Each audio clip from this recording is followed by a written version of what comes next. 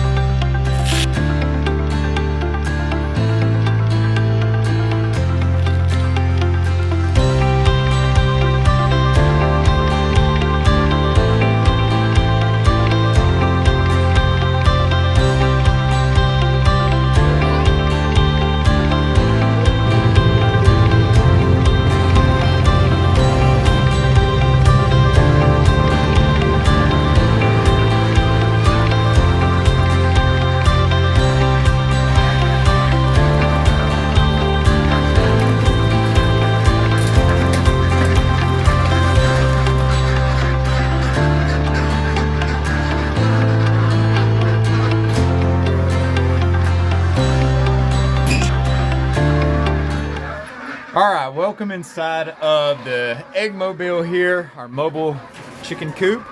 And just real quickly, I will head down here to the opposite end and I'll show you these nest boxes that we use. So we use nest boxes, and the reason that we use these is it allows the chicken the opportunity to go into the box so they can jump up here. Behind me are going to be their roost bars, and they can jump from the roost bars over to their nest box and go in here. It's a nice dark area for them. You can see there's matting in here. And once they're in there and they lay their egg, then we simply flip this up and open that up, and we've got eggs. And so literally now we collect these eggs, and they have rolled away under here away from the chickens. And the nice thing about that is it really saves a lot of time for us on work in terms of having to try to clean eggs, but more importantly for you as the customer, one of the things that's happening here is that it's minimizing the touch on the eggs. So you literally are getting these eggs just like they came from the chicken. And this is, any of you that have ever been around chickens can be a messy animal. But the structure that we've got them in, I mentioned the roost bars earlier, and you'll notice that there's 5 different roost bars here. So this is where they perch at night.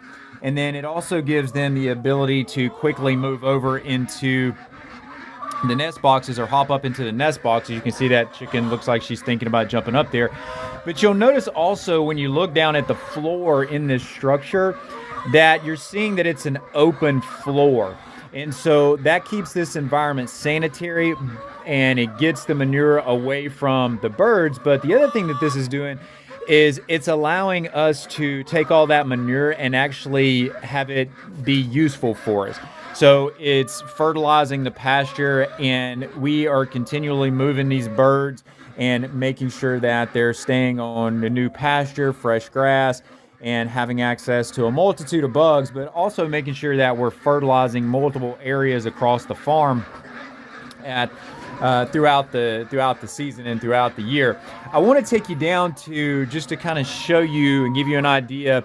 That box that I just showed you was usually the box with the least amount of eggs in it. The box that I'm illustrating here now is usually the one that has the most eggs in it. And you can see there are quite a few eggs in there that we'll take out. And we literally take these put them in the egg basket that you probably saw, and from the egg basket they go right into the cartons untouched. And so that's about as clean of a resource on eggs as you're gonna find. So let me do this, guys. I know this is a little noisy in here. That's one of the things about dealing with whether it's chickens and certainly with ducks, is that they can definitely be a bit noisy. And so let me hop out of here and we'll kind of touch on a few other things here for a minute.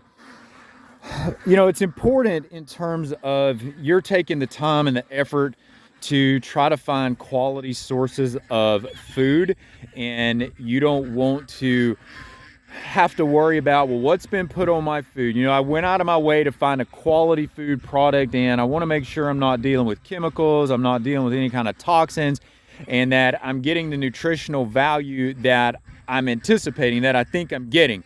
And so this is one of the ways that can be done with chickens, with laying chickens specifically. And this is how we do it. It's not the way that we initially started out. We evolved into this, but we've over the years been able to fine tune and realize ways that we could do things better, where it was able to deliver the most top tier product that we could deliver. It saves us on man hours that we have to put into it, which, you know, that's a factor on our side that we have to look at. You know, is this really going to be something that we can sustain? And clearly in a model like this, we can easily sustain this. It's really just a win-win all the way around for you as the customer, for the land in terms of what the land is getting, and then also in terms of the number of hours that we put into it and the return and the benefit that we see. Because everything that you see taking place right here is ultimately going to support the cows down the road too, because as they come back and graze across this land, they're getting the benefit of the increased growth, the higher nutritional components in the grass, and that translates, whether we're talking about the chickens directly or whether we're talking about the cattle or any of the other operations that we run through this land, that all translates for you as increased nutritional density. And listen, if nutritional density is not the reason you're seeking this food, then why are you doing it, right? The nutritional value has to be there. And frankly, these animal-based products that we're out here producing, you're not going to find a more nutrient-rich food source than what you're looking at here. These are nature's richest sources of quality nutrition out there. So I hope this gives you a different perspective. I hope that the tour inside of the mobile coop there lets you see a different perspective on how chickens are raised. It's not just in a stationary setting where they're in the same region or same area all the time. You can get these guys on pasture and get them moving just like you can other species out there as well. So I hope you found this interesting, and I hope it gives you some insight as you're starting to think about making food choices for you and for your family. So enjoy the information, and we'll see you on the next one.